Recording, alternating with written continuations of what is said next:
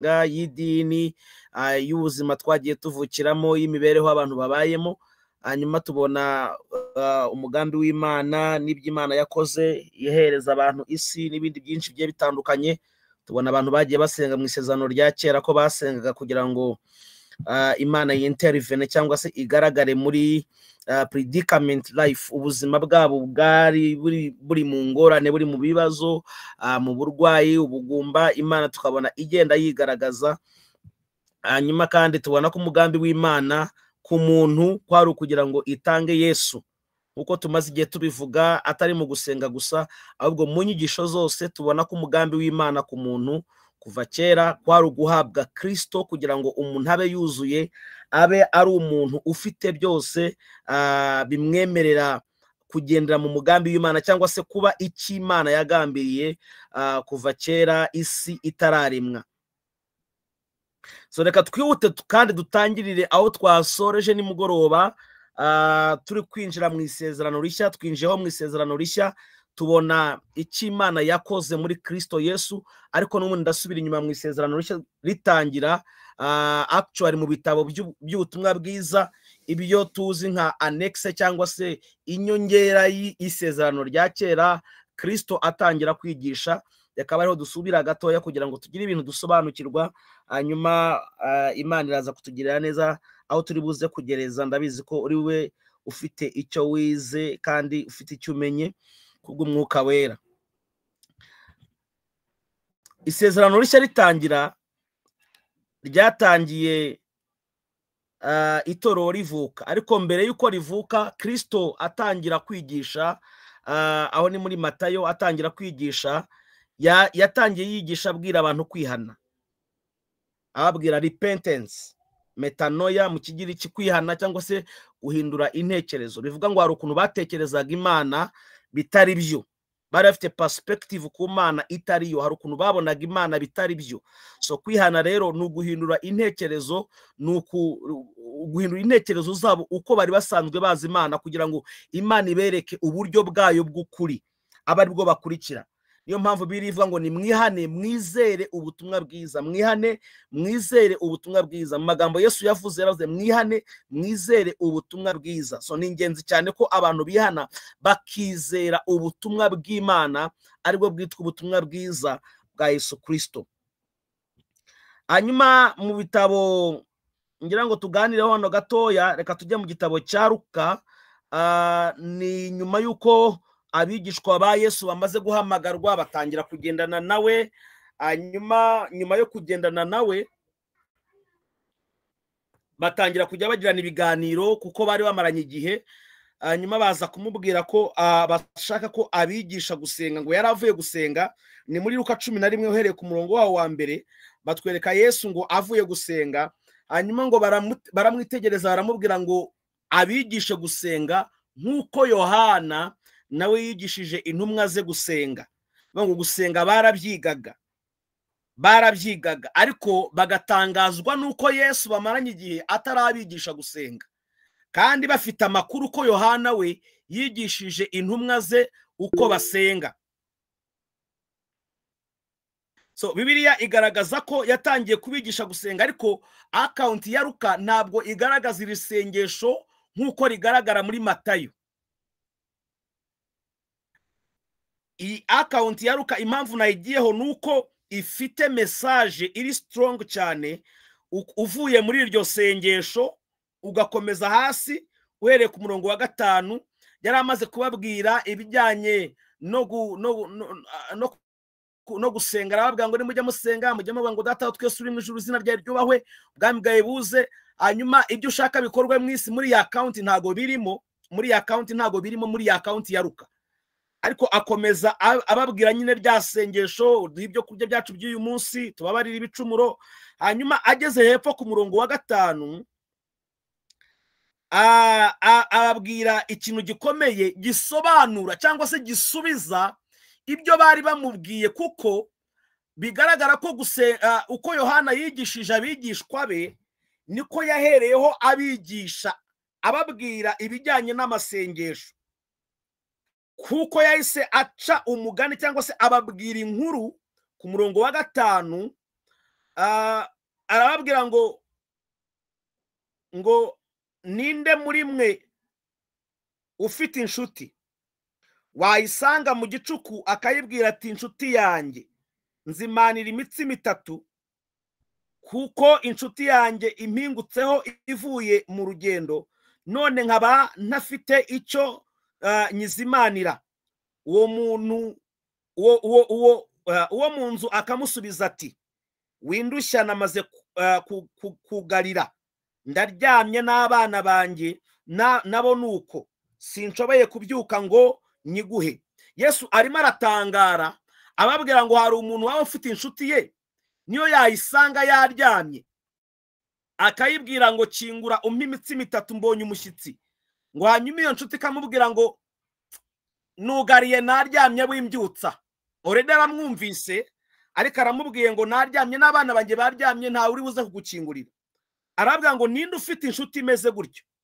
Arangije aravuga ngo ndababwira ukuri yuko nubwo atabyukijwe no kuyimuhera ko ari inshuti ye, ariko kuko yamutitirije biramubyutsa amuhe ibyo ashaka byose. Nanjye ndababwira ni musabe muzahabwa, mushake muzabona, mukomange ku rugi muzakingurirwa, kuko umuntu wese usaba ahabwa, ushatse abona, nukomanga akingurirwa. Munyemerere numva amagambo mashyashya mu busobanuro bw'ibi byanditswe. Ntuhite urefutinga ngo ugende ngo uvuge ngo hari abantu bahita barefutinga iyo tuvuze ibintu bidahuye n'ibyo batekereza ko uko bakomeje kubwirizwa kuva kera ari bato. Akavuga ati si ibintu ko numva ari ubwa mbere mbyumvise. Now Yesu bamubwiye ngo abigishe gusenga nk'uko Yohana yigishije abigishwa be. Ntago batwereka ibyo Yohana yigishije abigishwa be gusenga, ariko tunyuze mu byo Yesu yashubije abigishwa, yashatse kubereka yuko ibya Yohana yigishije abigishwa be gusenga yabigishije n'ubundi gusengera muri idea bari basanzwe bafite yo kugwa, yo gusaba nk'uko umuntu asaba umuntu mugenzi we. Hanyuma Yesu arimo arabereka ko ahangaha ibyo Yohana yabigishije ari ibijyanye no gusaba ko umuntu asaba umuntu mugenzi we. Arababwira ngo mwebwe i-transaction zibaho hagati yanyu muri gusaba, umuntu asaba mugenzi we ibintu undi nawe akabimuha kuko ari inshuti ye. Aravuga ati muri mwe garo umuntu ufite inshuti, arabisobanura ahangaha yuko inshuti yaje igakomanga nabonye abakitsi. Arangije aravuga ngo ndababwira ukuri yuko nubwo atabyutswa nuko ari inshuti ye, yabyutswa nuko agumye ku rugi agakomeza gukomanga. So rero abantu benshi bazi ngo ahangaha Yesu yari arimo yigisha uburyo abantu bakwiye gusenga, ngo bakwiye gukomeza gukomanga, ngo bagatitiriza mpaka Imana ibikoze. Ariko uku gutanga Yesu yigishaga ahangaha, uku gusaba no guhabwa yigishaga, ntago ari ukuri hagati y'Imana n'umuntu, ni ukuri hagati y'umuntu n'umuntu. Uku gusaba umuntu ahabwa ari uko yatitirije, ntabwo ari ugusaba kuri hagati y'Imana n'umuntu, ni ugusaba kuri hagati y'umuntu n'umuntu. Ni umuntu ufite inshuti ye. Muri mwe ninde ufite inshuti? Nubwo atabyukijwe nuko ari inshuti ye, ariko kuko yamutitirije azabyuka amuha ibyo asabye. So uku ni ugusaba kuri hagati y'umuntu n'umuntu. Mu yandi magambo, abigishwa babwira Yesu ngo abigishe gusenga, babimubwiye bafite intekerezo bafite na idea y'ibijyanye n'ukuntu Yohana nawe yigishije intumwa ze gusenga. Nabo bashaka kugira ngo abigishe gusenga nk'uko Yohana nawe yigishije abe gusenga. Yesu atangira abereka yuko iyi misengere yo gusenga basengamo ari ugusenga, ariko uku gutanga bashaka guhabwa, uku guhabwa bashaka guhabwa ni transaction gusa ihappening hagati y'umuntu n'umuntu. Ntabwo ari transaction, ari uguhana bibaho hagati y'umuntu n'Imana, ahubwo ni uguhabwa biri hagati y'umuntu n'umuntu. Umva kuntu yakomeje sasa munyumve neza. ndababwira ngo musabe muzahabwa,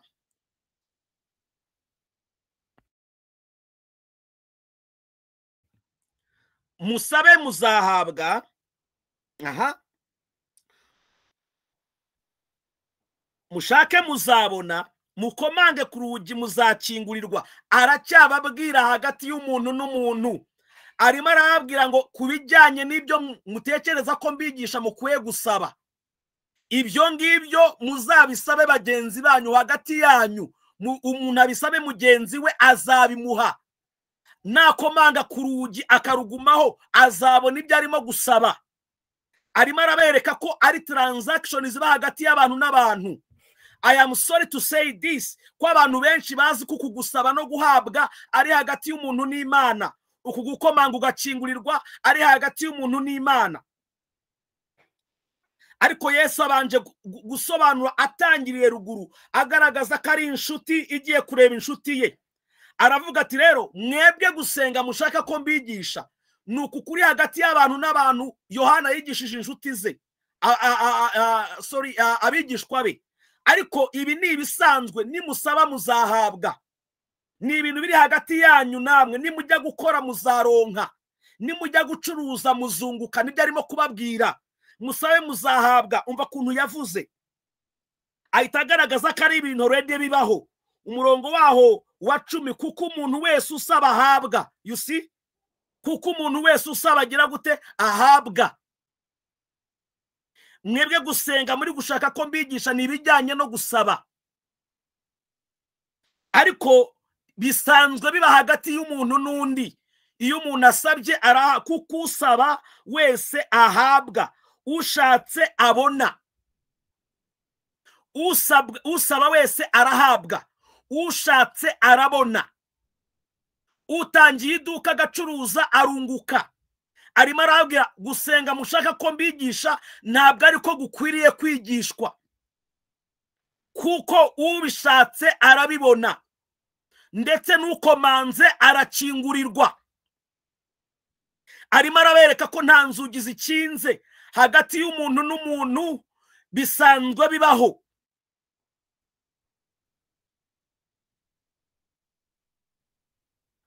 Imana ishimwe cyane. Nizere ko utari muri shock. Nabona abantu batakirimo kugaragaza utumenyetso. Ntujye muri shock, kuko ni ijambo ry'Imana turimo turarisobanura out of context, in the context, not out of context. We are explaining it in the context of it. Muri context y'ijambo turabona ko ukugutanga ari ukuri hagati y'umuntu n'umuntu. Uku gukomanga yabanje kugaragaza kuri ya munshuti we yagiye gukomanga ku rugi rw'inshuti ye, kuko iyi ntago twagereranya. Iyi nshuti yabwiye inshuti ye ngo naryamye n'abana banjye biryamiye, ngo tuyigereranye n'Imana. Ngaha yavugaga ko ari Imana, ngo rimwe na rimwe wakomanga ngo ntigukingurire, ngo ariko kuko wakomeje gukomanga ngo watitirije ngikabyuke watireka tungo reka nkimuhe mwikize n'ubundi yanzengereje. Ntabwo ari uko Imana iteye. Yesu yari arimo kwigisha hagati y'umuntu n'umuntu yuko ugomba gushaka, you don't have to give up. You don't have to give up. Ni utangiye business ikanga, tangira indi. Don't give up.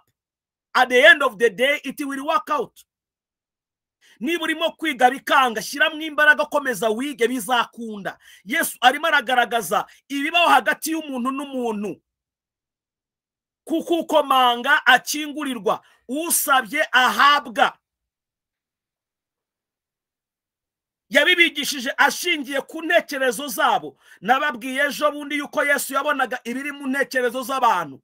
Kasita bamubwiye ngo twigishe gusenga nk'uko Yohana yigishije intumwa ze, yahise amenya ibiri mu mitima yabo, amenya ko ari ibijyanye no gusaba, ibijyanye n'umubiri ari byo bashaka. Abacira umugani, ababwira ibijyanye n'inshuti, arababwira ati ibi bijyanyu murimo gushaka ko mbigisha ntago ari byo byanzanye, kuko baratangaraga, babonaga bamaranye nayo iminsi atarimo kubigisha gusenga. Rimwe na rimwe yajya no gusenga ngo akajya ku ruhande agasenga batumva, ntibamenye ibyo asenze, bati asenze ibiki, naka tumubwira twigishe gusenga. Kuko umuntu wese usaba ahabwa.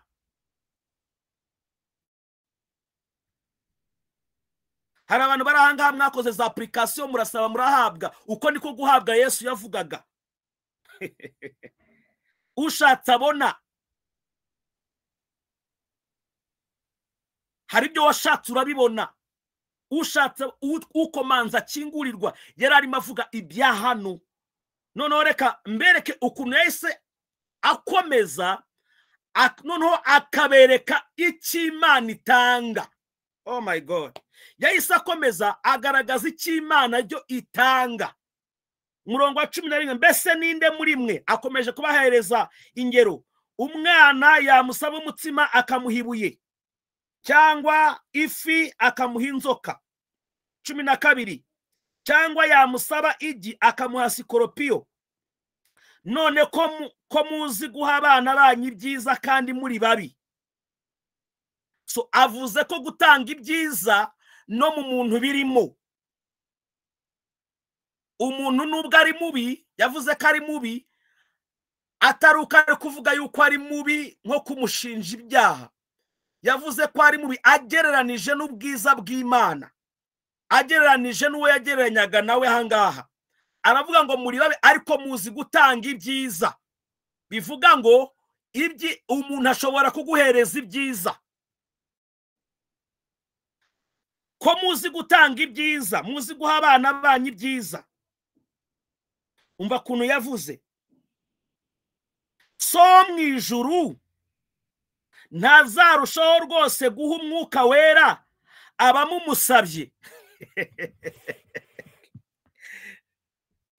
Bitekerezeho. Aravuze ngo mwe muri babi muzi guha abana banyu ibyiza. Arangije muri Matayo ntiyabivuzeho, yaravuze ngo so mu ijuru ntazarushaho guhereza ibyiza ababimusabye. Muri Matayo ntabwo yabisobanuye, muri Yohana muri Mariko ntiyabisobanuye, ariko ageze muri Luka avuga neza icyo yashakaga kuvuga. Luka abitugaragariza neza yuko yavuze ngo so mu ijuru ntazarushaho guha umwuka wera abamumusabye. Mu yandi magambo, gusaba by'ukuri, gusenga by'ukuri, n'ibira yarababwiye hejuru. Arababwira ngo ubwami bwawe buze, ubwami bw'Imana kuza ni igihe umwuka w'Imana, ni igihe ubumana buhuye n'umuntu, cyangwa se umwuka wera aba mu muntu, ubwami bw'Imana buba mu muntu. Ahangaha aravuze ngo so mu ijuru ntazarushaho rwose guha umwuka wera abamumusabye. Mu yandi magambo, isengesho ryonyine mukwiye gusenga nuko ijuru n'isi, Imana n'umuntu byakongera gukorana. Abigishwa ntago bigize bavuga ahangaha yuko uyu muntu uri gusenga ari gusaba umwuka wera. Ngo none ko uyu muntu yari gusaba umwuka wera akaba atamubonye, ngo noneho Yesu avuge ngo Imana ntizatanga umwuka wera ku bamumusabye. Avuze ko ahangaha arimo aragaragaza ko ikintu hano Imana itanga ari ubwami bw'Imana kuba mu muntu, ari umwuka wera, ari umwuka wayo. Arimo aragaragaza ko ahangaha Imana idatanga ibintu, Imana ikwiha wese. Imana kuguha umwuka wayo ni ukukwiha.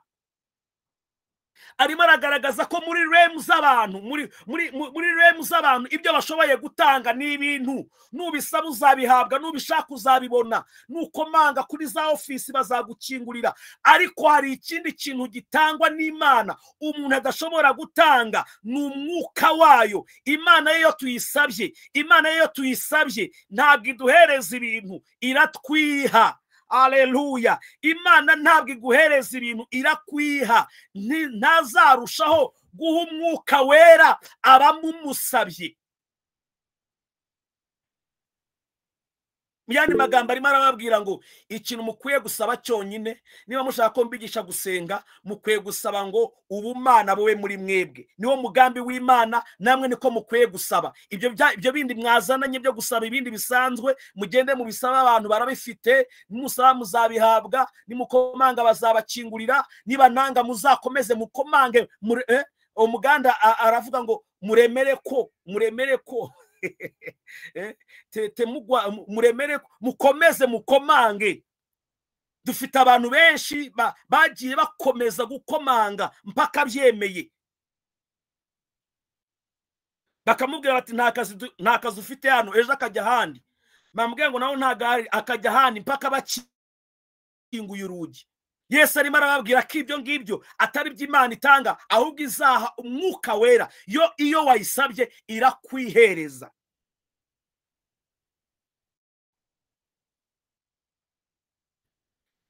Aha mwibuke ko yabivugaga atarapfa, yari atarapfa ngo ahambwe azuke.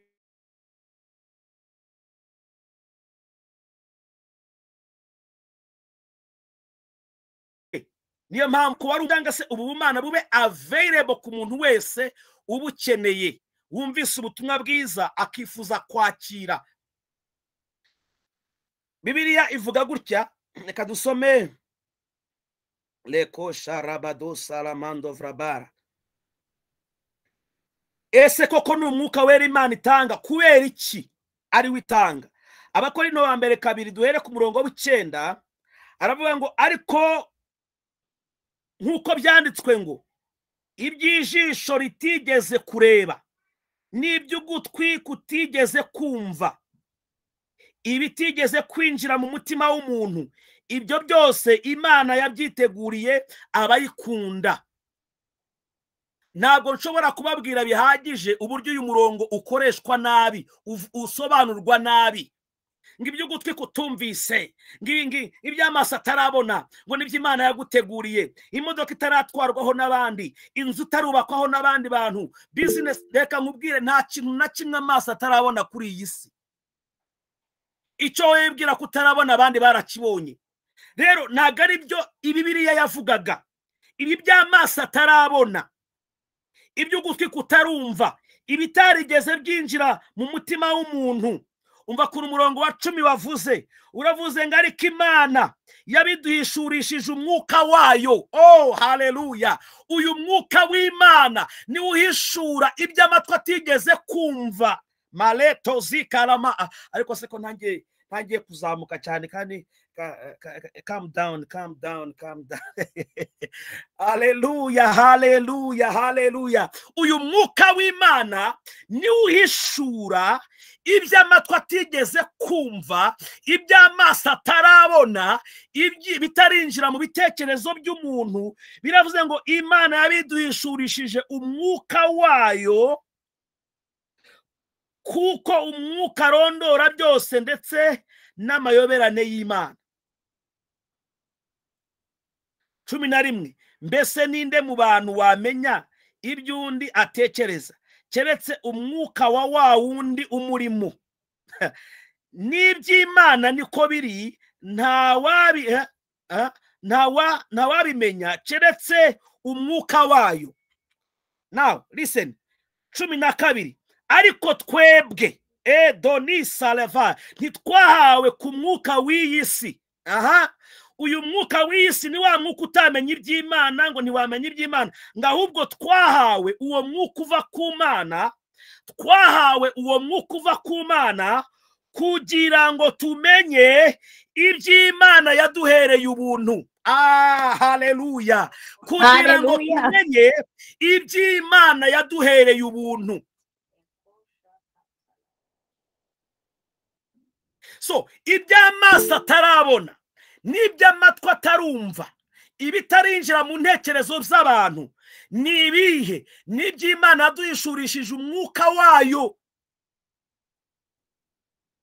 Reka twihute. Umwuka w'Imana twawakiriye ryari? Kugira ngo nze gusubira ruguru tumenye icyo kintu twakiriye uko kimeze n'imbaraga zacu. Abefeso 1:13, Abefeso 1:13 ngo ni nawe mwiringiye mumaze kumva ijambo ry'ukuri. Iri jambo ry'ukuri ngo ari ryo butumwa bwiza bw'agakiza kanyu. Ijambo ry'ukuri ni irihe? Ni ubutumwa bwiza bw'agakiza kanyu. I love the Bible. My God. Ni nawe mwiringiye mumaze kumva ijambo ry'ukuri, ari ryo butumwa bwiza bw'agakiza kanyu, kandi mumaze kwizera. Niwe wabashizeho ikimenyetso. Mumaze kwizera niwe wabashizeho ikimenyetso, ari cyo mwuka wera mwasezeranijwe.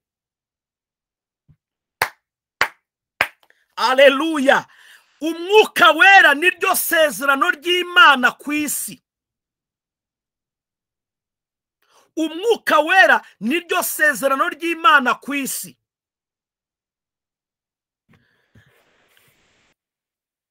Usomye mu Baroma, Bibiliya igaragaza mu gice cyaho cya mbere uhereye ku murongo wa mbere, aho Pawulo avuga yuko yatoranijwe ubutumwa bw'Imana, ngo ubw'Imana yavuganye na basokuruza mu byanditswe ngo buvuga ku mwana wayo. So ubutumwa bwiza buvuga ku mwana wayo. Ariko kandi ugiye neza ukareba muri Petero wa mbere 1:11 hagaragaza samari y'ubutumwa bwiza. Samari y'ubutumwa bwiza cyangwa se y'umugambi w'Imana ku muntu. Samari y'umugambi w'Imana ku muntu ni iyihe? Ni imibabaro ya Kristo ndetse n'ubwiza bwari bugiye kuyiheruka. Imibabaro ya Kristo irimo kwicwa, guhinduka umuntu, kubabazwa, kwicwa, gupfa no guhambwa. Hanyuma ubwiza bwari bugiye kuzayiheruka nukuzuka kwa Kristo, ndetse n'ubwiza bundi bwagombaga guhabwa cyangwa se bwagombaga guhabwa abazizera. Niko Bibiliya ivuga by then. Ariko tubisobanuye muri uyu munsi, no kuzuka, ubwiza nukuzuka n'ubwiza twahawe twebwe abamaze kwizera. So samari y'ubutumwa bwiza ni imibabaro ya Kristo ndetse n'ubwiza bwari bugiye kuyiheruka. So turimo tuvuga rero ngo tumaze kwizera. Kwizera iki? Ubutumwa bwiza, gupfa, guhambwa no kuzuka kwa Kristo, ngo twakiriye ibyasezeranijwe, aribwo bwiza. Ubu bwiza ngo ni umwuka w'Imana. Sakendo ni mazo rabaya, ni umwuka wera twasezeranijwe. Bibiliya igaragaza ko abakera bose bapfuye batarahabwa ibyasezeranijwe, bari batarahabwa ubu bwiza, kuko ntago bwari buboneke hatabaye imibabaro ya Kristo. Luka 24 uhereye kuri 25 na 26 aravuga ngo mbese Kristo ntiyari akwiye kubabazwa kugira ngo abone uko yinjira mu bwiza bwe. So ubu bwiza ntago bwashobokaga hatabayeho imibabaro ya Kristo. Ahangaha Pawulo abwira Abefeso, aravuga ngo niwe mwizeye mumaze kumva ijambo ry'ukuri, aryo butumwa bwiza bw'agakiza kanyu, kandi mumaze kwizera yabashyizeho ikimenyetso. So umunsi wizeraga Kristo, ukizera icyo yakoze ku musaraba, ntago kwari ukwizera gusa, ahubwo washyizweho n'ubu bwiza, wahawe umwuka wera, ariryo sezerano Imana yasezeranije isi. Kelema zotarimba ya dozavaya. So umugambi w'Imana ntago kwari ugupfira umuntu gusa, ahubwo kwari no kumwinjiza mu bwiza bwe, cyangwa se mu bwiza Imana yari yaramuteguriye. Umugambi w'Imana ntago kwari ugupfa kwa Yesu gusa, ahubwo kwari ugupfa, ariyo mibabaro, then no kumwinjiza mu bwiza, ariko kuzuka n'ubwiza bundi bwakurikiyeho nyuma.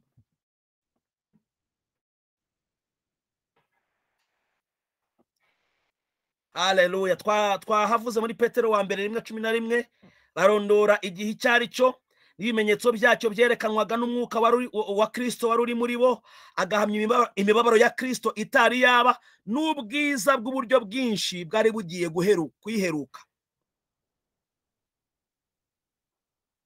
Mana ishimwe cyane. So ubu buzima bw'ubwiza rero ntibusobanurwa, ntago bufite ubusobanuro buhagije. Bene data, nanjye ntago ndabubonera ubusobanuro buhagije ku buryo wabusobanurira umuntu ngo abwumve. Ubu buzima bwo kuba muri Kristo Yesu, bwo kuba Imana yarakwihaye ubwayo. Oh my God. Imana yarakwihaye ubwayo. Muri iyo yaravuze ngo jewe na Yesu turi umwe. Ubu buzima bw'ubwiza buragoye kubusobanura kugeza kuri maximum yabwo ngo ubusobanurire umuntu.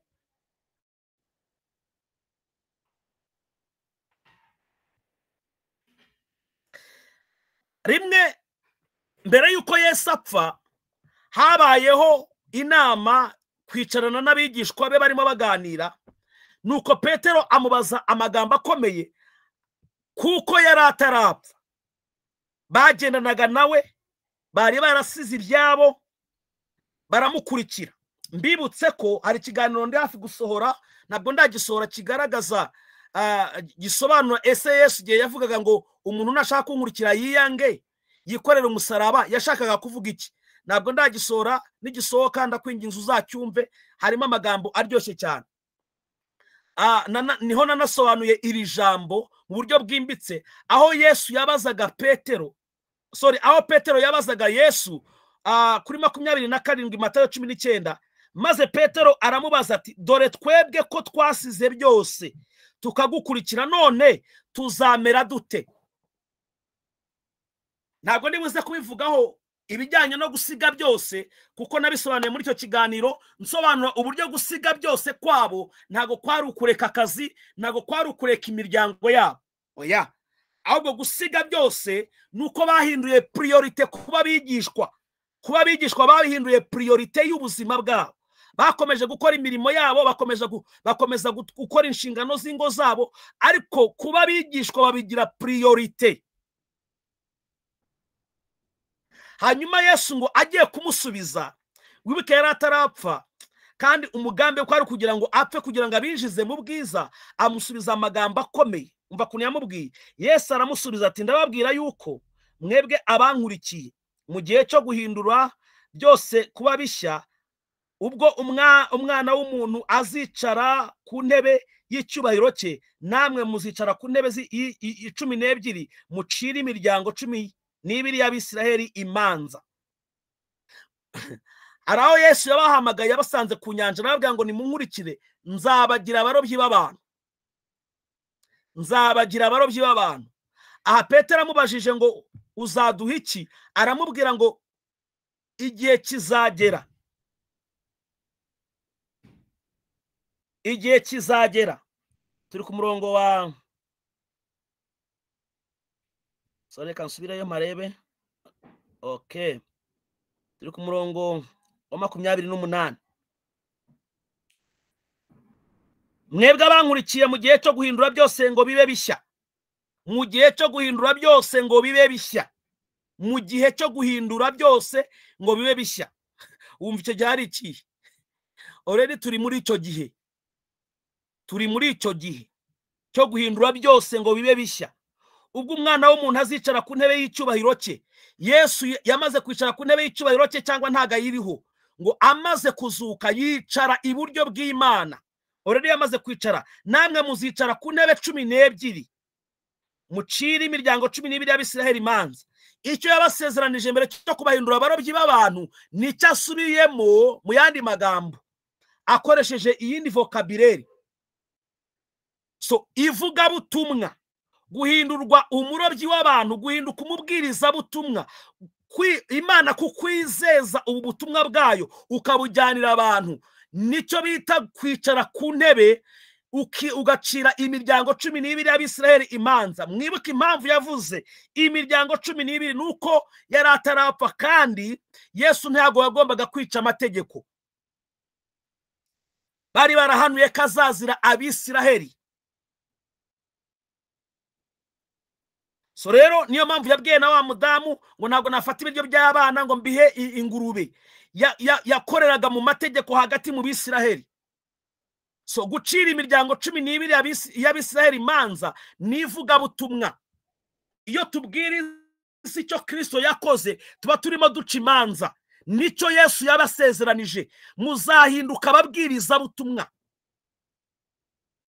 Biravuga muri Yohana, umwizera wese ntazarimbuka, azabona ubugingo buhoraho. Utamwizera amaze gucirwaho iteka.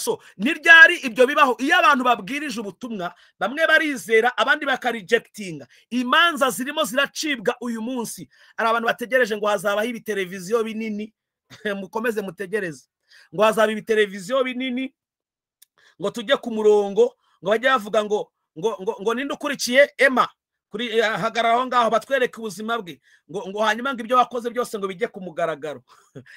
Ngo hanyuma babitwereke. Ubu se none se ni Samsung ni LG ni iyihe company yafashe tenda yo gutwara screen mu ijuru tuzakoresha? Screen tuzakoresha ku buryo tuzatwicara tukareba ubuzima bw'umuntu, ngo hanyuma ngo bagatangira ngo kubaza umuntu yati urabyumva ute, tumucira urubanza gute? Imanza zirimo ziracibwa nonaha. Imanda nivuga, imanda y'imperuka nivuga, nta zindi manza zizaba zihari. Imanza tuzajyamo n'iz'umuryango zibijyanye n'ibyo twakoze n'imirimo. It's a family court tuzajyamo. Utizera ntabwo azaba ajya mu rubanza gukora iki kazaba atarizeye nyine, kugira ngo ajye kuburana se avuga ati sinjye nabikoze, tigewe narizeye nuko mutabibonye. Imanza zirimo ziracibwa uyu munsi. Iyo tubwiriza ubutumwa bwiza tuba turimo duca imanza. Abizeye nta rubanza, niko birivuga mu Baroma 8. Abantu bari muri Kristo Yesu nta rubanza bazacirwa, already bamaze kurenga iyo step y'urubanza. Yohana 5:25 aravuga ngo umuntu niyumva amagambo yanjye akizera uwantumye aba amaze guhabwa ubugingo, kandi ntazajya mu rubanza. Ntazajya mu rubanza. Iyo umuntu yizeye akurubanza akaba karangiye. Utizeye nawe aba amaze gucirwaho iteka. Ariko kandi nubwo bwose aba amaze gucirwaho iteka, n'uwo mwanya nyine atarimo kwizera. Ariko ejo narangiza akizera, azaba nawe amaze kugira gute? Gutsindishirizwa. Umuntu bimurangirana ari uko avuye mu mubiri, nta bindi byiringiro. Ariko umuntu ukiri mu mubiri akaba yanze kwizera uyu munsi, ntabwo gucirwaho iteka kumuriho ntabwo ari ukwiteka, kuko ashobora kwihana. Ashobora kwihana. Glory to God. So niyo mpamvu dukomeza guca imanza rero, dukomeza kubwiriza ubutumwa bwiza, dukomeza kubwiriza ubutumwa bwiza, kugira ngo ahari na wa wundi wari wararejectinze ageraho yizere ahabwe ubugingo. So rero nicyo yabasezeranije, bazaba babwiriza butumwa. Icya kabiri, umuntu wese wasize urugo cyangwa bene se cyangwa bashiki be cyangwa nyina cyangwa abana cyangwa amasambu kubw'izina ryanjye azahabwa ibiruta inshuro 100. Ndagira ngo twumve itandukaniro hagati yo gukubirwa inshuro 100 no guhabwa inshuro 100. Abarokore mukunda gukuba we, mukunda gukuba, bahita bavugira ngo azakubirwa inshuro 100. Okay, reka tubanze tubifate nko gukuba, nkuko abantu bagenda babisobanura. Nawe ntubigireho ikibazo, ntubikweshoninge, ntujye muri Bibiliya ngo wisomere ugasoma Bibiliya yawe nkaho wayitiye. Mwajye musoma Bibiliya mwitonze ko muba mutazitiye, ukareba neza ijambo ku ijambo. Azahabwa ibiruta. More than na multiplication biratandukanye. Azahabwa ibiruta inshuro 100. Reka tubanze tubisobanuye nko gukubirwa turebe. Tubonye ko yasize iki cya mbere, ngo yasize urugo. Niba ari ugukubirwa banga azagira ingo 100 rero, azagira ingo 100. Agasiga abashiki be. Niba ari ugukubirwa ugazagira abashiki be bangahe? Inshuro 100. Cyangwa abana, niba yarafite abana 4 akabasiga. Ariko kandi nkuko nasobanuye, ukugusiga ntabwo ari ugusiga nkuko abantu benshi bajya babisobanura bakoresheje ubujiji bwo kutamenya ibyanditswe, ngo ni ugusiga urugo bagahita bata ingo zabo bakagenda bagatorongera. Umuntu agata urugo, umuntu agata umugabo we ngo yasize byose. Ariko tubona abantu bari mu madini, bari mu matorero, bavuga ko basize ibyabo bagakurikira Yesu, kandi bagifite abana, bakibatwara kuri beach, bakibasohokana muri vacation, agitwara umugore we kuri shopping. So ukugusiga rero ntabwo ari ugusiga nko gusiga, nubwo ari ugusiga. Glory to God. So rero ntabwo ari ugukubirwa ngo agasiga umugore, gusa abagore uzagira 100. So gusiga ntabwo ari ugusiga nkuko babitekereza, ahubwo n'igihe mesaje yavuze hejuru yo guca imanza yabaye priorite, ubutumwa bwiza, ubuzima bw'Imana bwabaye priorite ku mibereho ye, ngo azahabwa ibiruta inshuro 100. Yesu yabuze uko abisobanura, aravuga ati ibyo yibwira ko yasize, ibyo mwibwira ko mwasize, oh haleluya, muzahabwa inshuro 100. Icyo muzahabwa kizaba kibiruta inshuro 100, kizaba kibiruta inshuro 100, kandi azaragwa n'ubugingo buhoraho. Uwo muntu afite ubugingo, ariko kandi abura uko abisobanura, aravuga ngo ubu bugingo na package yabwo bwose, ibizanana ubu bwiza bwose buturuka muri Kristo Yesu, biruta cyane inshuro 100 ibyo utekereza. Haleluya. Iri jambo inshuro 100 ryagiye rikoreshwa muri Bibiliya nka maximum, ntabwo ari ijanisha ngo harundi uzabona 200 ku ijana. Maximum ya nyuma muri Bibiliya ikoreshwa ni 100%, cyangwa se 100. Azahabwa ibiruta inshuro 100. Mu yandi magambo, icyo azakira mu gukurikira Kristo, mu kwizera Kristo, kiruta cyane icyo umuntu yatekereza. Yesu aramuga ati nanjye ntabwo nabasha kubigusobanurira nonaha, ariko azahabwa inshuro 100. Aha yavugaga ubwiza bazahabwa butagereranywa, badashobora kuvuga, kandi koko bamaze kubwinjiramo nta bashoboye kubusobanura. Igihe buri muntu wese wageragezaga kuvuga, Pawulo we abigerageje yaravuze ngo ibyari indamu yanjye ngo nabitekereje ko ari igihombo, ngo kubwo kuronka ubutunzi butagira akagero. Yabuze uko abivuga, yaravuze ati ibi bintu nakiriye muri Kristo, ubu buzima nakiriye muri Kristo, ntabwo mfite uko nabusobanura, ntabwo mfite uko nabuvuga. It is unsearchable riches, ni ubutunzi butagira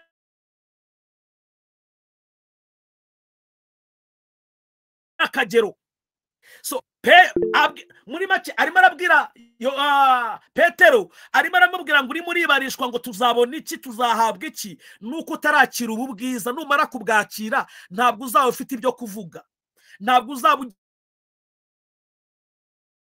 ugifite ibyo kubaza, ntabwo uzaba ugifite ibyo gukompara, ntabwo bizaba bigishoboka numara kwakira kuri ubu bwiza.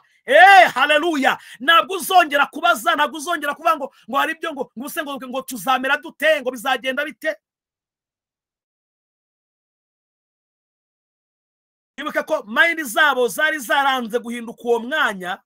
Yesu akomeza kubihanganira igihe cyose Petero yabazaga biriya. Mwibuke ko yari afitemo igitekerezo cy'uko Yesu yaje ngo kugarura ubwami. Rero hari arimo akora campaign ashaka kumubaza ukuntu ibintu bimeze. Arambwira ati ko mbona turi kwegereza ibintu by'ubwami, uhora utubwira ko buje, abantu baretse ibintu by'imiryango tukaza muri iri shyaka. Tuzamera dute numara kwima ingoma? Tuzamera dute? Tuzajya muri parliamenti? Nibyo bintu yabazaga bijyanye n'ubutware, bijyanye n'ubutegetsi. Yesu amaze kwima ingoma arabwira ati igihe nikigera cyo guhindura byose kuba bishya. Nawe akajya ababwirira muri iyo migani, bakagira ngo ni igihe ibintu bizaba bihindutse. Ni igihe ubutegetsi buzaba buhindutse, ngo muzicara ku ntebe 12 z'Abisirayeli muca imanza. Bagahita batangira kumva ngo tuzaba twakomeye kabisa, tuzaba twakomeye, arimo ababwirira mu migani, kumba afite ibindi ari kubabwira. Bo bagatekereza ko ari ibijyanye n'ubuyobozi n'ubucamanza no kugira bodyguard n'ibindi bigiye bitandukanye. So ubona ko Yesu afite uburyo yatiritingagamo aba bantu, akabasubiza ashingiye kuri mind zabo, ariko ababwira ibijyanye n'ubwiza buhoraho.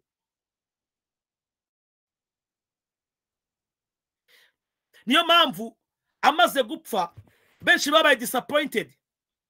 Tubona ko intumwa nyinshi zagiye kwikingirana uko zatinyaga, zavuze ati uwatuyoboraga arapfuye. Bivuga ngo nk'ibisanzwe abahari abategetsi basanzwe bari bagiye kudushaka badufunge. bagiye kudushaka badufunge, kuko Gamariyeri atanga ingero mu byakozwe n'intumwa, avuga ko hari abari barabanje nabo baraje ngo biyita ibitangaza. Hari uwitwaga Yuda, ariko akazina ka Yuda ngira ngo umundaga.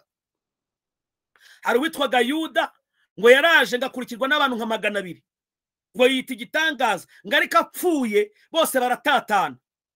Ngo haza uwitwa Teyuda, urumva kuntu bakundaga Yuda, bashyiragaho n'akandi akanyuguti kandi ko Yuda bikazamo, ngo Teyuda, ngo nawe araza, ngo nawe ngakurikirwa n'abantu nka 400, ngo nawe apfuye abamukurikiranaga bose bajyana nawe ntibongera kugaragara. Hanyuma Yesu nawe igihe yapfaga, intumwa zari zifite amakuru y'ama opposition yagiye yaza mbere, kuko Yesu bamubonaga nk'umuntu uyoboye pate ya opposition yo kuzaza gukuraho ubwami no kwirukana ingoma ya gikoroni yari hari y'Abaroma, hanyuma akaba umuyobozi. Batangira gutinya rero ati ubwo apfuye arebe watuvuganiraga, ari wari ufite power, ubu natwe bagiye kudushaka ngo bajya kwikingirana mu nzu, ntibamenye ibyabaye. Hanyuma ngo kubukeye Petero abwira n'abashuti be ati rero muze tugende njye kureba business yanjye, ngiye kuroba. Nabisobanuye cyane muri iki kiganiro, muzacyumve ngaragaza uburyo Petero atari yararetse kuroba. Ntabwo yavuze ngo nsubiye kuroba, yaravuze ngo ngiye kuroba. Yaragiye kureba business ze zari zisanzwe zikora. Now arazuka, mwibwe ko yari yamaze kuzuka, yarabigaragarije aho ngaho ku mazi, bari bagiye ku mazi kubijyanye no kuroba, arabigaragariza. Nyuma yaho aza kubabwira kugiye Yerusalemu, abahereza umwuka wera. Bamaze guhabwa umwuka wera i Yerusalemu, ndagira ngo mwumve aya magambo. Amaze gutanga icyo yari yabasezeranije,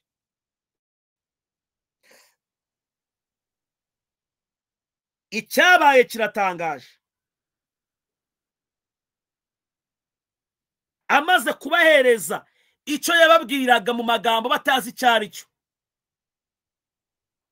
ngo bakiri i Yerusalemu, Petero amaze kwakira iyi package, my God, yumva ibyo yatekerezaga bitandukanye n'ibyo yakiriye, ariko ngo uwo mwanya yumva kwihangana biramunaniye. Abona abantu bose ngo bazengurutse inzu bari barimo bavuga ngo basinze. Arahaguruka, arasohoka, ngo atangirira muri Mose. Oh haleluya! Ababwira ibyanditswe kuri Kristo, arababwira ngo ntabwo twasinze, ahubwo turi ahangaha ku isaha ya 3, nta muntu usinda saa 3 za mu gitondo. Arababwira ngo ibi nibyo umuhanuzi Yoweri yavuze.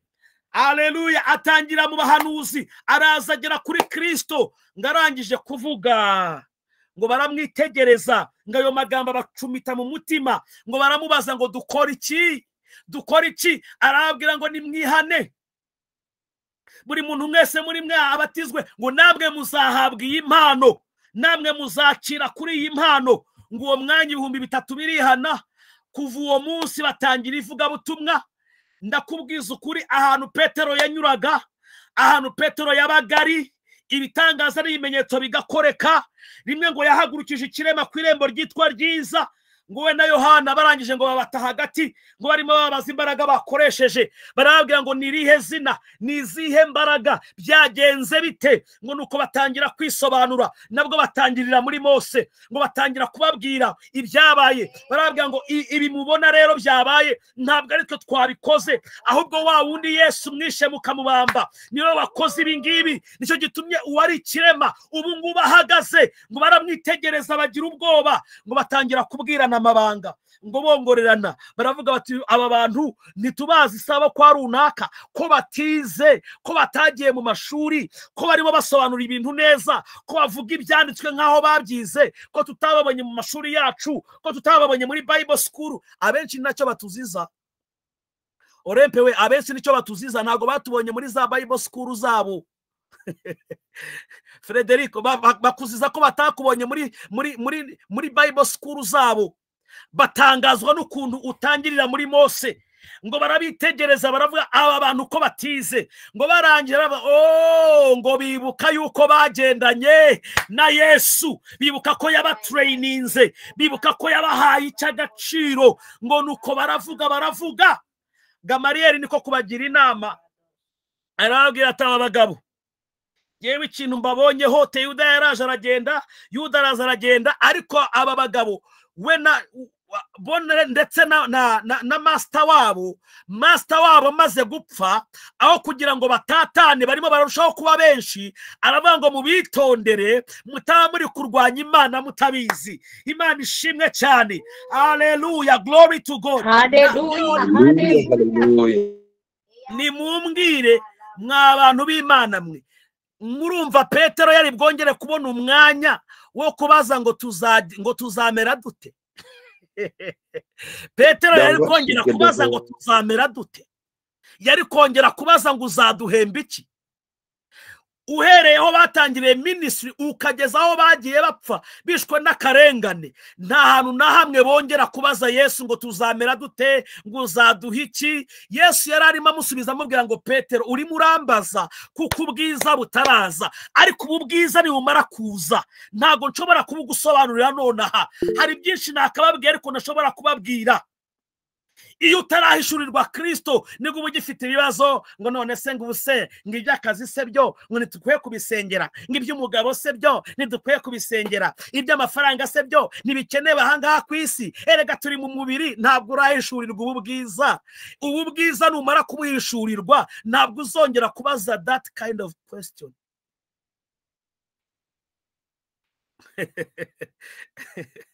Petero ntabwo yongera kubaza ibibazo. Ariko se wowe uvugishije ukuri, umuntu wabwirije ibihumbi 3 bikihana, umuntu uri guhagurutsa ibirema ku irembo ryitwa ryiza, umuntu uri kuvuga imbere y'abatambyi n'abakuru, uyu muntu urumva yarara yakicwa n'inzara, yakicwa n'inzara ivuye.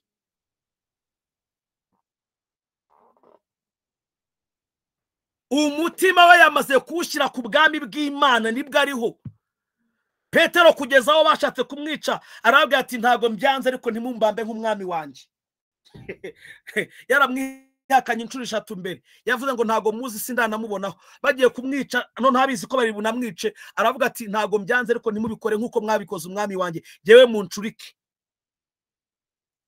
Ntabwo waba wishuriwe Kristo ngo wongere ugire ibindi byifuzo. Imana imaze gutanga Yesu ntiyigeze itekereza ko abantu bazagira ibindi byifuzo. Imana ntiyigeze itekereza ko nyuma yuko umaze kwakira Kristo izongera kukureba ngo ibone umutima wawe uhangayitse, urimo ufite ibindi bintu ukeneye. Abaroma byababayeho, Pawulo arabandikira mu Baroma 8:32 aravuga ngo mbese ubwo itimanye umwana wayo ikamutanga ku bwanyu mwese, ku bwacu twese, izabura ite kumuduhana n'ibindi byose? Yari arimo ababwira muri uru rurimi, ariko ntabwo yababwiraga yuko ubanza kwakira Yesu ngo ubundi ibindi byose bize kuza nyuma. Yari arimo ababwira yuko igihe Imana yatangaga Kristo yari package yo kunyurwa, yari package yo gusubira mu buyobozi, yari package yo gusubira muri position aho umuntu atangira kugendera mu buzima bwa dominion, ari satisfied, atagira ibindi bintu byose yifuza bimuraza adasinziriye.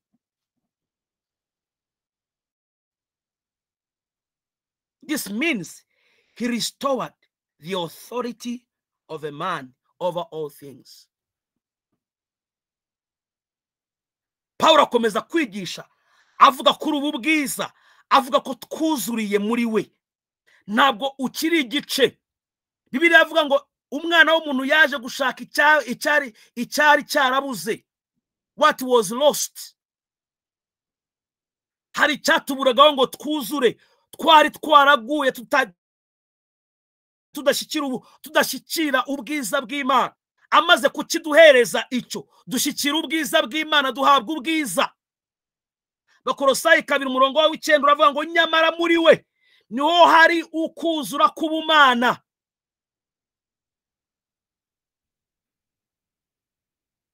Glory to God. Muri we niho hari ukuzura k'ubumana.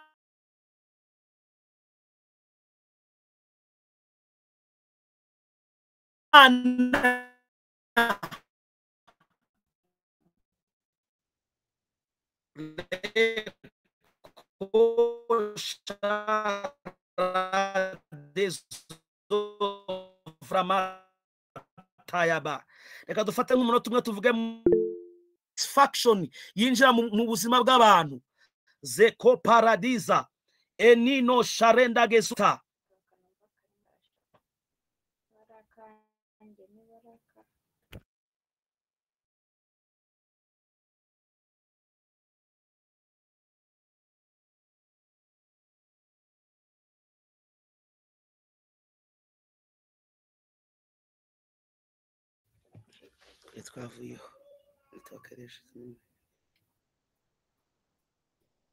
Hallelujah, glory to God.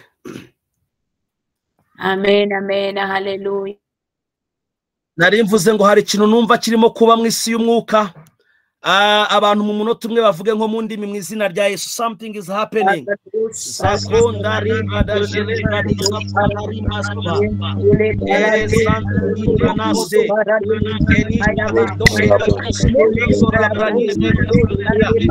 Oh, Jesus,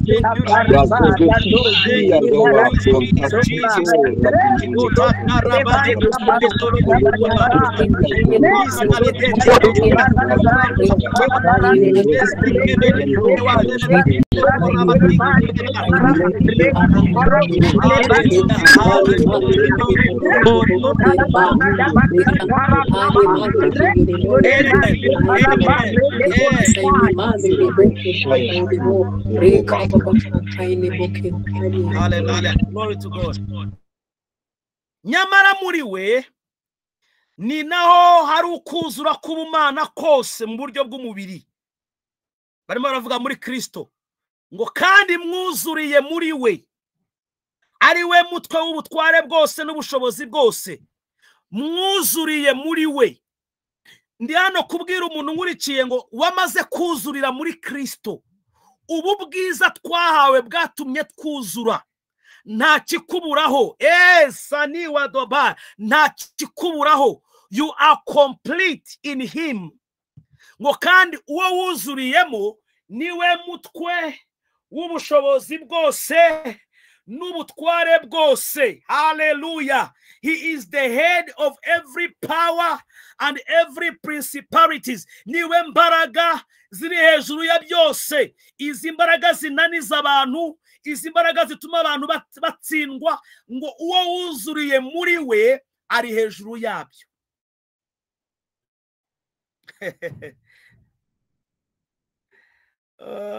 Jalatale grede zalabaya doza.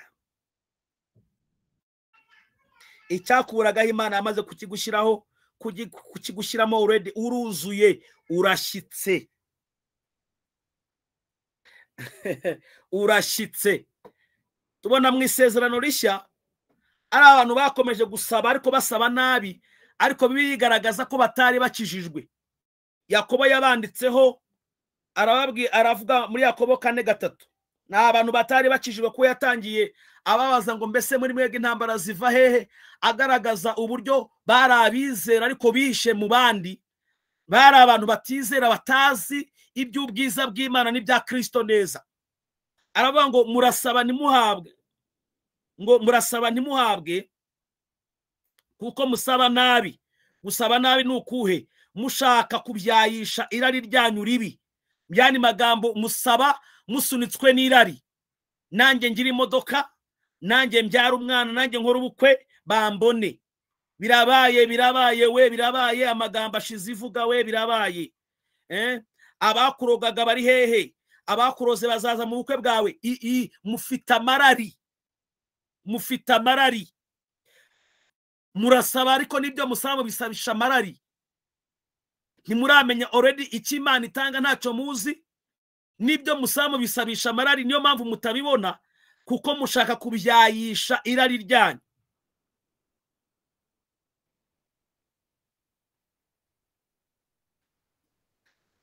Hanyuma Yohana arimo yandika avuga umuntu usenga by'ukuri uwo ari we.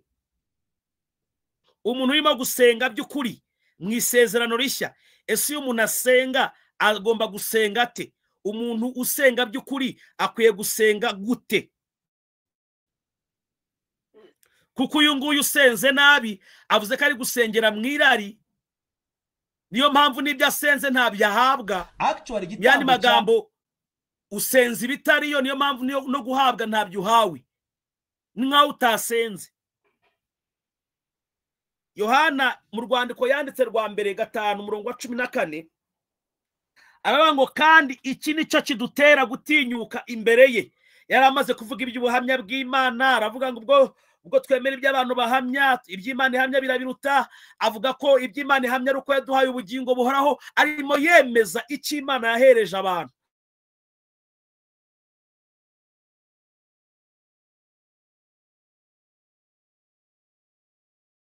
Nicyo gituma dutinyuka imbere ye, nuko glory to God, nuko atwumva.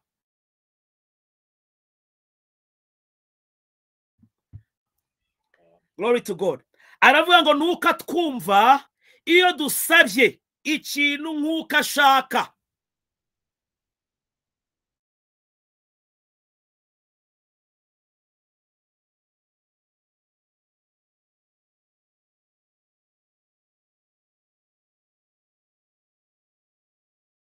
Gusabira mu bushake bwe. Ntabwo tugomba gusaba hanze y'ubushake bwe, tugomba gusaba mu bushake bwe. Iyo dusabiye mu bushake bwe nibwo tubashuwa yuko ibyo dusabye abiduha. Iri jambo gusabira mu bushake bwe, reka ntange nk'urugero. Ubundi nta mwami uhakana nta mwami uhakana. Iyo baguhakaniye, iyo batakwemereye guhura nawe, bivuga ngo n'ibyo uri busabe baba babyanze kutari bubibone. Ariko iyo bakwemereye kujya guhura nawe, already uba ufite security cyangwa se icyo twita insurance yuko ibyo uri gusaba uri bubihabwe, kuko umwami atajya avuga oya. So no kuvuga ngo iyo urimo gusaba mu mugambi w'Imana, uba uri 100% yuko ibyo usabye ubihabwa. Niyo mpamvu bavuze ahangaha ngo tuzi yuko icyo dusabye cyose akiduha, ngo kuko iyo tugisabye uko ashaka. Tuzi ko twumva iyo dusabye ikintu cyose nk'uko ashaka, cyangwa se mu mugambi wayo. Mu Cyongereza iravuga ngo when we pray according to his will, when we ask according to his will. Hanyuma tukabaza ngo ubushake bw'Imana cyangwa se umugambi w'Imana dusengeramo ni uwuhe? Uku gusaba ni kwaba ari ugusaba nyine mushumba nk'uko dusanzwe dusaba? Ni kwaba ari ugusaba se nyine? Ni kwaba ari ugusaba? Ariko aravuze ngo nk'uko ashaka. So ugomba kubanza kumenya ubushake bwe mbere y'uko usaba. Ubushake bwe ni ubuhe? Timoteyo wa mbere 2:4 ishaka ko abantu bose bakizwa. Ishaka ko abantu bose bakizwa. Ubushake bw'Imana ni ubuhe? Ni ugukizwa kw'abantu bakamenya ukuri. Icyo ubwo n'ubundi bushake bwayo, gukizwa kwabo no kumenya ukuri.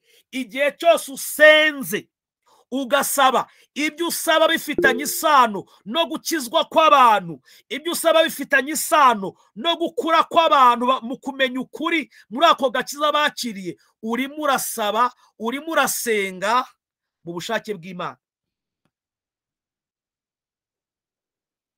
Igihe cyose ibyo urimo gusenga bifite aho bihuriye no gukizwa kw'abantu no gukura kw'abantu bamaze gukizwa, discipleship, knowing the truth, salvation, aho ngaho you are 100% kuri gusengera mu bushake bw'Imana, kandi ibyo usaba ubihabwa. Reka turebe amasengesho y'intumwa. Ntago bagiye batwereka amasengesho yabo menshi, ariko haraho tubona bari kodinze isengesho ryose basenze. Hallelujah.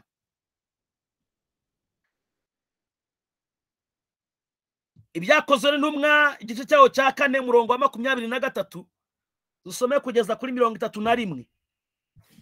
ni isengesho ryose basenze n'igihe Petero na Yohana bari bamaze kubarekura, nubwo rwose Gamariyeli yabagiriye inama akababwira ati abantu mubarekure, ngo abatambyi baravuze ngo ntacyo ngo turabarekura, ariko mubanze mubakubite ikiboko ntibagenderaho, mubanze mubakubitemo inkoni, ntabere nta kibazo bafite, ariko mubagire gute, mubakubite inkoni. urumva?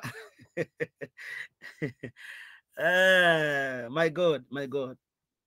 Bamaze kubarekura ngo nuko barekuwe 23, nuko barekuwe basubira muri bagenzi babo babatekerereza ibyo babwiwe byose n'abatambyi bakuru n'abakuru.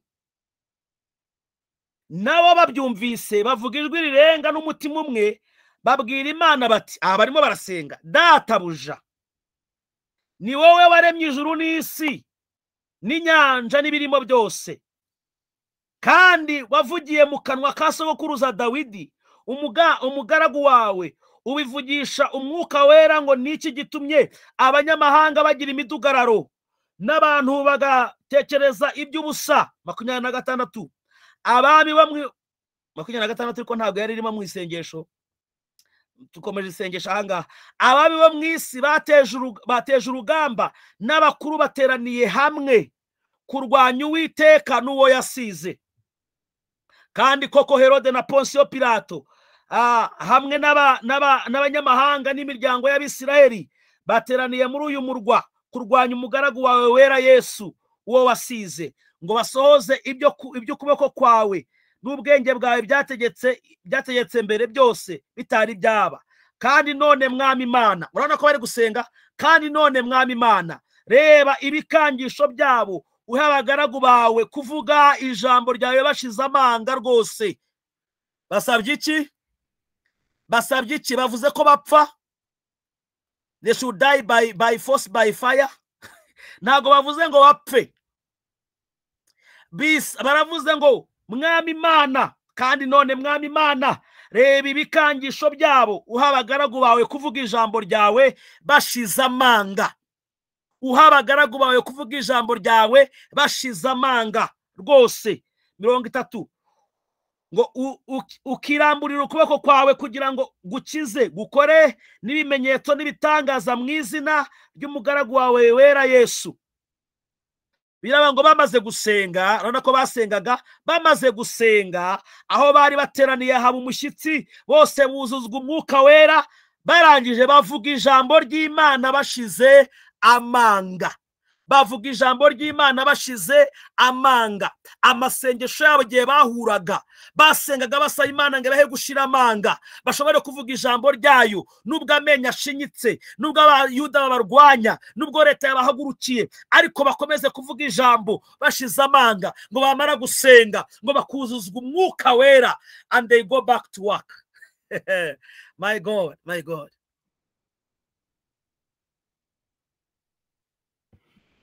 See the prayer.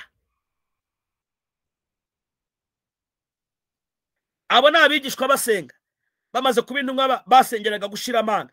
Amasengesho yabo yose yabaga afite ahahuriye n'umugambi w'Imana wo gukiza abantu, ishaka ko abantu bose bakizwa. Niyo mpamvu birivuga ngo uko bwije nuko bukeye ngo yabongeraga abakizwa, ngo bariyongeraga. Kubera iki? Igihe cyose basengaga, nta basengaga ngo Mana, ngo dore Randi Road ngameza bayane, ngo kandi uri Imana itanga amazu. Igihe cyose basengaga, nubwo Randi Road haramumereye nabi, ariko igihe cyose basenga, basengeraga ibijyanye no kuvuga ubutumwa, ngo bashira amanga, bakomeze bavuga ijambo ry'Uwiteka.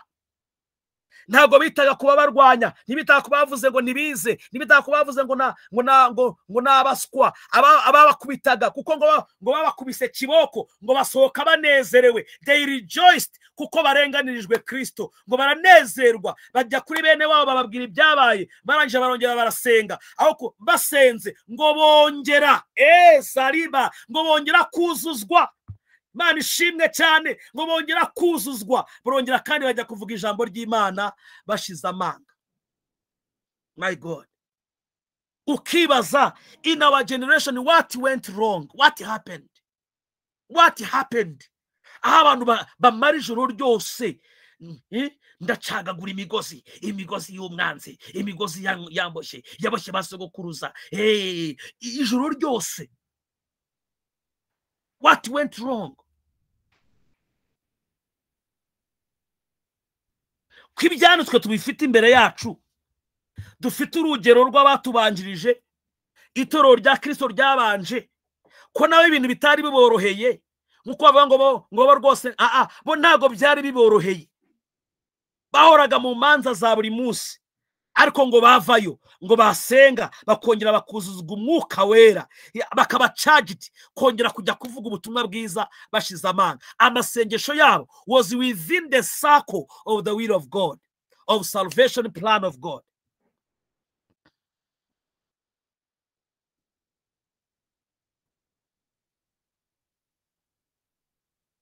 Noneho tubona Paulo arimo n'abasengera amatorero yagiye abwiriza, nayo yarabasengeraga, bagiye bari kodinga amasengesho amwe namwe. Reka turebeho nk'abiri cyangwa rimwe kubera igihe.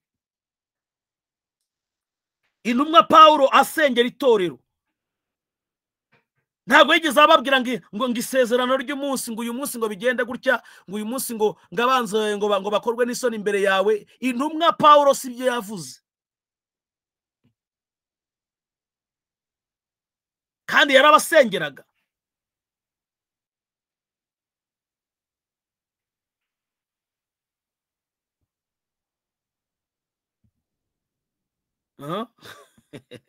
Ibintu by'isezerano ry'umunsi ni Orempe wabitangiye aha ngaha bivuga, mutaza ko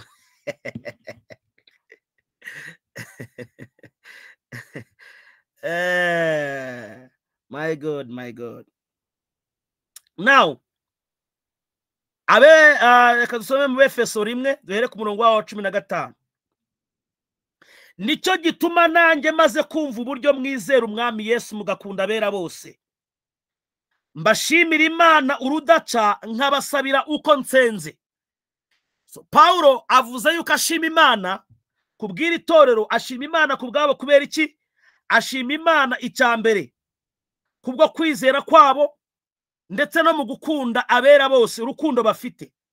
Aravuga ngo ariko iyo nsenze ndabasengera. Abasengera iki?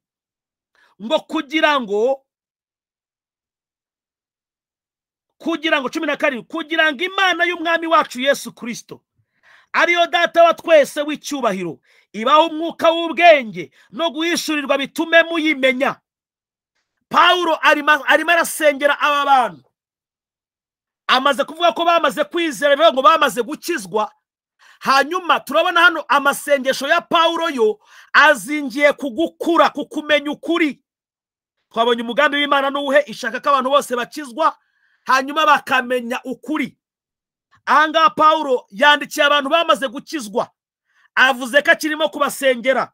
None se ko bamaze gukizwa, arimo arabasengera iki? Arimo arabasengera n'ubundi mu mugambi w'Imana, so that they may come to the knowledge of the truth. Imana y'umwami wacu Yesu Kristo ibaho umwuka w'ubwenge no guhishurirwa bitume muyimenya, mukure, muze, you come to the knowledge of the truth. Tubonye hariya mu ntumwa zirimo zirasengera mu mugambi w'Imana kugira ngo abantu bakizwe no kubwiriza ubutumwa. Anga Paulo n'abarimo arasenga, uko asenze ngo ahora basengera, ntago ari umunsi umwe, ntago ari iminsi ibiri, nta masengesho y'iminsi 7 ajya basengera ngo Yeriko zigwe, ngo nanjye niyo mpamvu basengera ngo Imana bakureho igisuzuguriro. Ntago abasengera ngo harigenda mfata iminsi 3 ngo nkabasengera nkabazamukira umusozi ngo Imana ikureho isi. Aravuga ngo iteka ryose, igihe cyose nsenze, isengesho ryanjye kuri mwe nuko Imana ibaho umwuka w'ubwenge no guhishurirwa ngo bitume muyimenya. Icya kabiri nsengera, ngo amaso y'imitima yanyu abone uko ahweza, mumenye ibyo mwiringizwa niyabahamagaye, mumenye n'ubutunzi bw'ubwiza bw'ibyo azaraga bera. Mu yandi magambo, iyo ndi gusenga manshaka ko muhora muhishurirwa, mumenye ubutunzi, mumenye ibyo mwiringizwa niyabahamagaye, mumenye ibiragwa mwarazwe. Haleluya! Igihe cyose nsenze nicyo nsenga.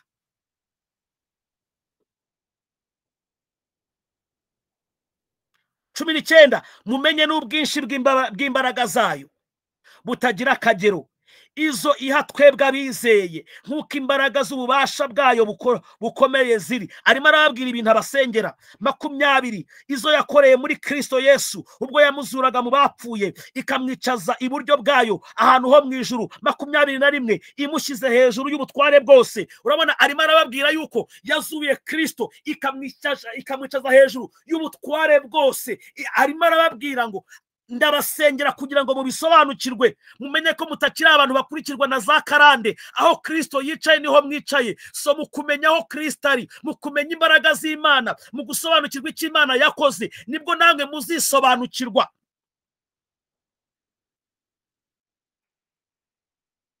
Imushyize hejuru y'ubutware bwose n'ubushobozi bwose n'imbaraga zose n'ubwami bwose n'izina ryose rivugwa, uretse muri iki gihe gusa, ahubwo no mu bihe bizaza. Haleluya! Insinzi yacu ntabwo ari uyu munsi gusa, ahubwo ni y'iteka ryose. Ibyo twahawe muri Kristo ntabwo ari iby'uyu munsi gusa, ni iby'iteka ryose. Aravuga ngo uko mbasengeye, muransenga ngo muhishurirwe ibyo, muransenga ngo Imana ibahishurire ibyo, muransenga ngo mukomeze kumenya icyo Imana yakoze, muransenga ngo mumenye, muhishurirwe, musobanukirwe. Pawulo akomeza avuga ko binyuze mu bumenyi Imana itanga, binyuze mu bumenyi dusobanukirwa no gusobanukirwa ibyo Imana yakoreye muri Kristo Yesu. Iyo tubimenye, iyo dusobanukiwe, iyo tumaze kumenya no guhishurirwa, Imana itangira gukora. Reka mvuge akantu. Imana itangira gukora ngo ibirenze ibyo dusaba. Mu yandi magambo, arimo arasubira muri ya magambo kandi Yesu yavuze. Aravuga ngo iyo tumaze gusobanukirwa uyu murage n'ubwiza turimo, Imana itangira gukora ibintu bitari muri remu y'ibyo wasengera. Sinzi niba hari umuntu byumvise. Imana itangira gukora ibirenze cyane ibyo dusaba n'ibyo dutekereza. Umva kuntu yabivuze mu gice cya 3 cy'Abefeso. Igice cya 3 cy'Abefeso duhere ku murongo wa 14. Nicyo gituma mfukamira Data wa twese, arimo arababwira ko akibasengera. Mfukamira Data wa twese, uw'imiryango yose yo mu isi yo mu ijuru n'iyo mu isi yitirirwa. Ntararenga ahanga ndagira ngo mbwire umuntu nkurikiranye ngo ufitiye amakuru meza uyu mugoroba kuri uyu murongo, nkubwire ngo nawe uri umuryango w'Imana wa hano mu isi. Aravuze ngo uwo nguwo ni w'imiryango yo mu ijuru no mu isi yitirirwa. Aleluya! Uri umuryango w'Imana uri hano ku isi. 16 ngo abaye nk'uko ubutunzi bw'ubwiza bwe buri gukomezwa cyane mu mitima yanyu kubw'umwuka we. 17 kandi ngo Kristo ahore mu mitima yanyu kubwo kwizera, kugira ngo ubwo mumaze gushorera imizi mu rukundo mukaba mushikamye. 18 muhabwe imbaraga zo kumenyera hamwe n'abera bose ubugari n'uburebure bw'umurambararo n'uburebure bw'igihagararo n'uburebure bw'ikijyepfo bwarwo, bw'iki bw'urukundo ubwo ari bwo bwarwo ubwo ari bwo. Arimo arasenga ngo ubuzima bwanyu bwose mubumare murimo muhishurirwa, murimo mumenya uburebure bw'igihagararo, uburebure bw'umurambararo uburebure bw'ikijyepfo by'urukundo rw'Imana.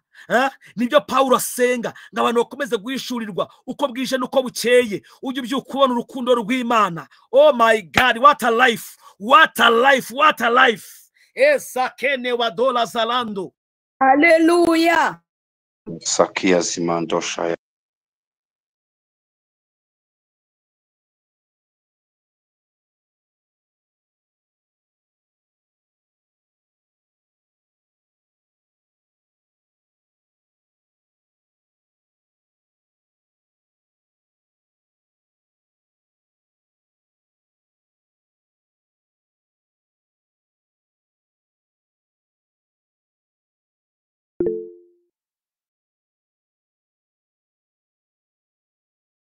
Apostle ntago tukumva, mikoro yawe iri off. Oh, sorry. niba ari iki gifunze mikoro mwuka byarama le paradeso repayando umugambi w'Imana nuko ubuzima bwawe bwose ubumara uri mu kumenya urukundo rwayo, uburebure bw'igihagararo, uburebure bw'umurambararo. Igihe cyose urimo gusenga, igihe cyose urimo gusoma ijambo ry'Imana, igihe cyose uri muri fellowship, umutima wawe wose uba uri mu kumenya iby'urukundo rw'Imana, iby'umurambararo, iby'igihagararo cyarwo, ngo mumenye. Ibyo nibyo Pawulo asengera itorero, ubuzima bwabo bwose babumare bari muri ubwo buzima. What a life, what a life. Hallelujah.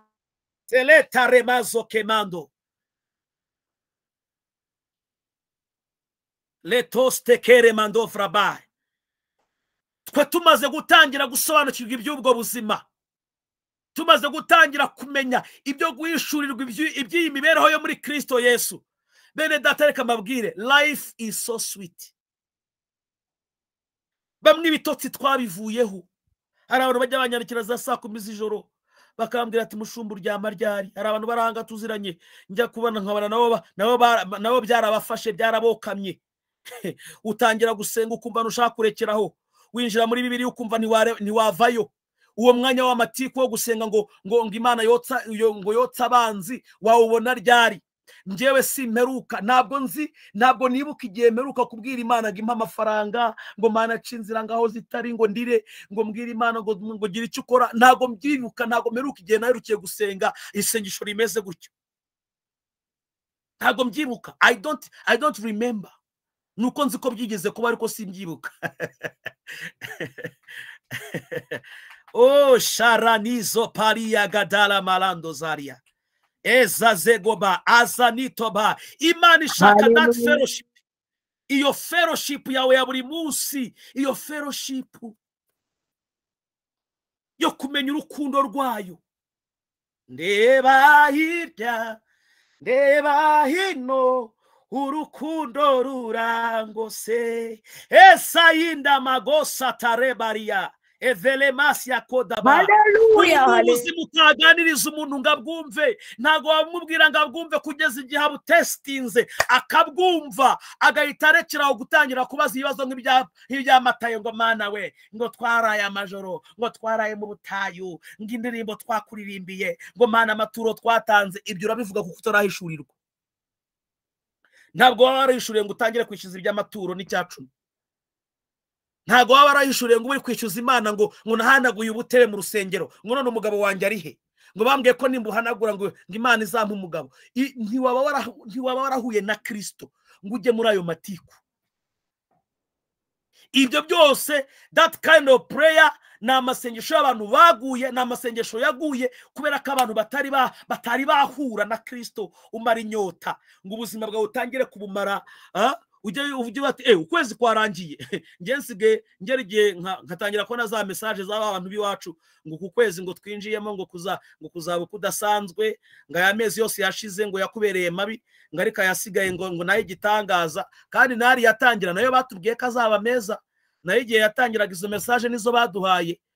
Ubu nawe washobora kuba wazipostinze kuri ariko mwege ntago mu kibi posting wapostinze ngo ukwezi kwa 10 ngo ukwezi ko guhanagurwa amarira ngo ukwezi ko guhanagurwa amarira, ngayo warize mu kwa mbere ngo ukayarira mu kwa kabiri, ukayarira mu kwa gatatu, ukayarira mu kwa kane, ng'Imana igiye guhanagura mu kwa 10.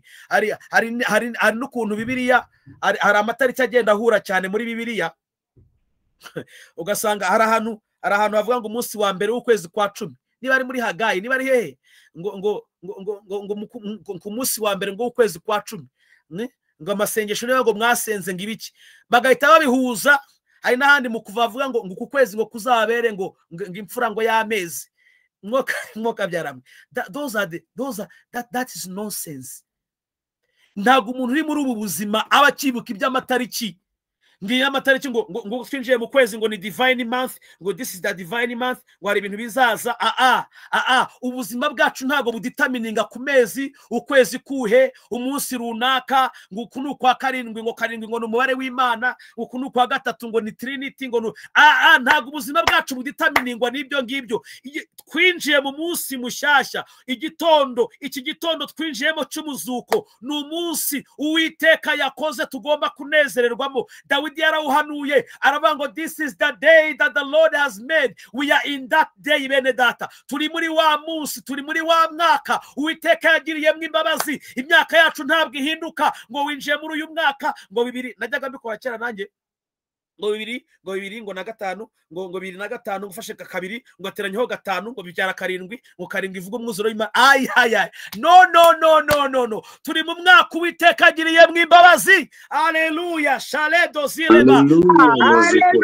Haleluya. Turi kuri wa munsi wo kwemererwamo. Yeremiya yaravuze ngo ku munsi wo kwemererwamo naragutabaye. Turi mu munsi wo kwemererwamo, turi mu mwaka Imana yagiriyemo imbabazi. Haleluya. Ntabwo tugengwa n'amezi n'ibihe, ntabwo tugengwa n'amasaha n'iminsi, ahubwo turi muri wa munsi Uwiteka Imana yakoze. We should rejoice in it. What a life in Christ. You can't listen to this gospel, you can't listen to this kind of teaching ngo wongere kubaza ngo none se ngo nsenge gute. Tubonye amasengesho y'uburyo bubiri. Paulo arimo arasenga ngo Imana ikomeze kubayishurira bashobore kumenya. Hanyuma tubona ko yakomeje avuga ko umuntu uri muri ubu buzima bwo kumenya urukundo rwayo, mumenye n'urukundo rwayo, urukundo rwa Kristo ruruta uko rwamenywa ngo mwuzuzwe kugeza ku kuzura kw'Imana. Life yawe ibe muri ubu